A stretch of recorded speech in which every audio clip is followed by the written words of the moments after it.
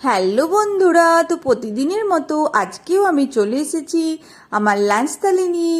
তো আজকে শুক্রবারে লাঞ্চে আমার কি কি রয়েছে চলো সেটাই তোমাদের সাথে শেয়ার করি।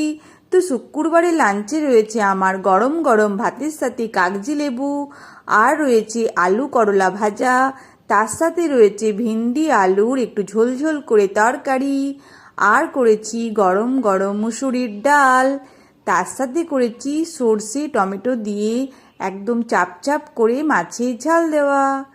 তো কেমন লাগলো আমার শুক্রবারের লাঞ্চ থালি?